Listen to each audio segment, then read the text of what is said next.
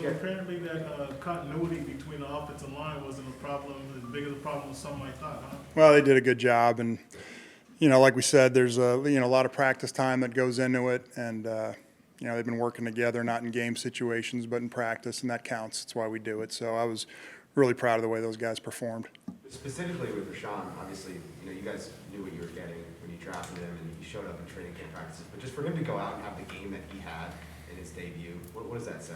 I think it says a lot. I mean, we had high expectations for him, but it's good to see it validated. You said your comment. You know what you're getting when you drafted him. You're always hoping. We thought we knew, and I think just the combination of his talent and his character really makes that margin of error a lot smaller. And I remember the first day he was out in the field back in the spring, and Frank come and say, "Man, this kid's something else." So it was he kind of popped right away, and it's good when your draft picks work like that. It's certainly credit to our scouting staff. They've done obviously a good job for a number of years with those early draft picks. So it was fun to see him perform like that. How do you think he was so well prepared for this, to be able to just kind of walk in and have a debut like that? Why do you think, when you went back and evaluated it?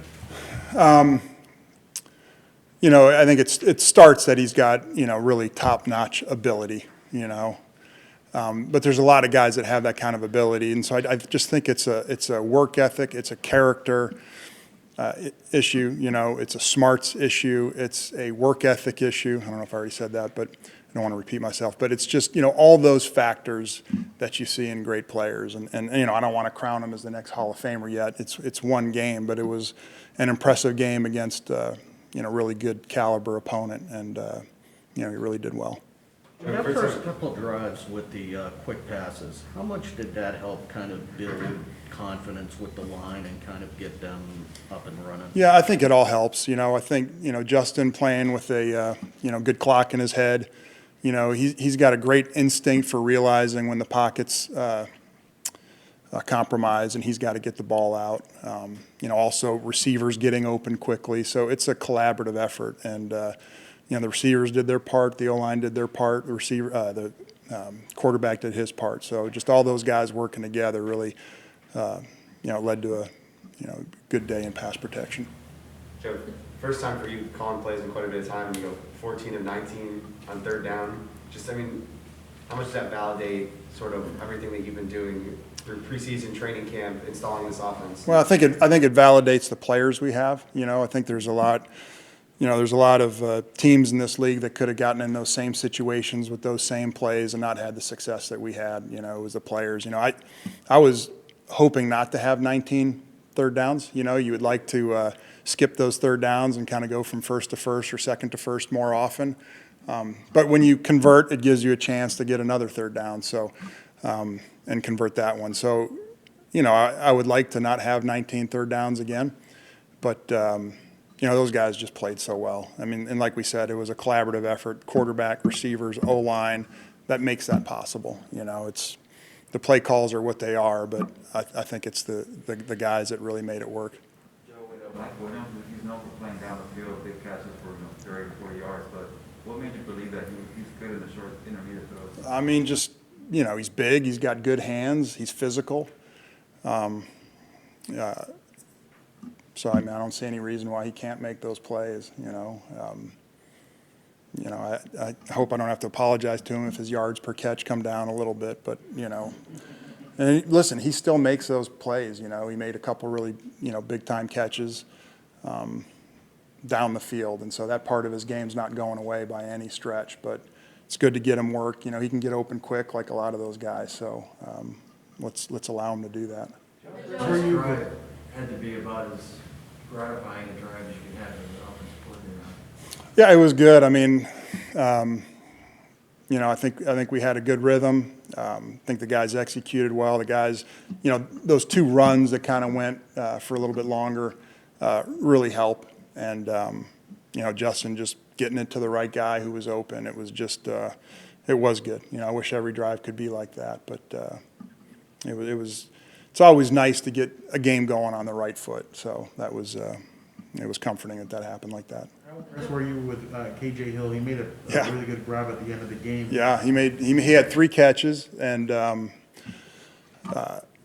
you know, it was a hot day, and so, you know, and sometimes up in the box, like, receiver comes out and one comes in, and you've already called the play, and you're like, you know, I thought Keenan was going to be in there, and it's good knowing that he can jump in there and make those plays. So, you know, it's credit to him. We have a lot of trust in him, and yeah, so yeah, it's you know, it gives you confidence moving forward that you know, he's a guy you can count on. Joe, I'm sorry about that. That's all right. What could be the challenges facing the Dallas defense? Their secondary leads the team in tackles.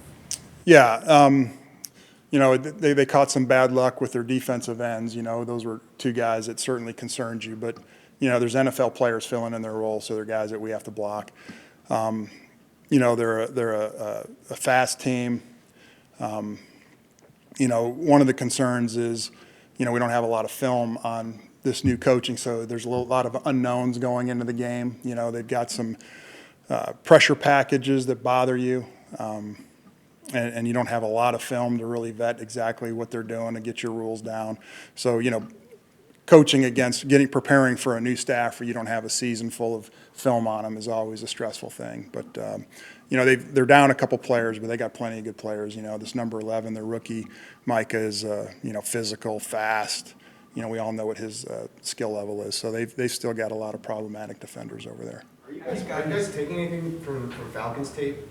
When Dan was there, Justin said you guys weren't really. Well, we looked at it, and, you know, there's a little bit of carryover. You know, I mean, with any defense, there's carryover, but just the, you know, when you look at the limited film we have with Dallas, and you look at Atlanta, you know, the tendencies aren't quite the same, and it's too early really to tell. And so, you know, you're watching scheme. There's really none of the players that you're going to face on Sunday that are on that tape from the last couple of years in Atlanta. So, you know, where are you going to spend your time? And so we've certainly peeked at some stuff, but not as much as I thought we would. Hey, Coach, you talked about you touched on the play calling for the receivers. In regards to the running game, is that the same kind of situation? You may call a running play, but it depends on who's in the game, or are you calling running plays specifically for or packages specifically for the backs that you want them on the field? It changes. You know, some plays are kind of, when I say generic, meaning like, hey, anyone can be in there for that play. And then we do tag personnel groupings when, like, hey, I want to make sure Austin's in the game for this one, or Justin's in the game for that one, or Larry's in the game. So we will have tags because, you know, as guys are trying to keep their guys fresh, you're like, all right, I'm good. But when I call this personnel grouping, I got to make sure Austin's in the game or Larry's in the game, or, you know, we do it with receivers too, so that we're, you know, not caught off guard and have the wrong guys in there for a small number of limited plays. But for the most part, those guys can roll in and out. Have you been with, I feel like you've been trying to get in here, so. Have you gotten a sense from the play, especially the players who've been here, you know, previous years, how rewarding that final drive was, and how big it could possibly be for this group going forward?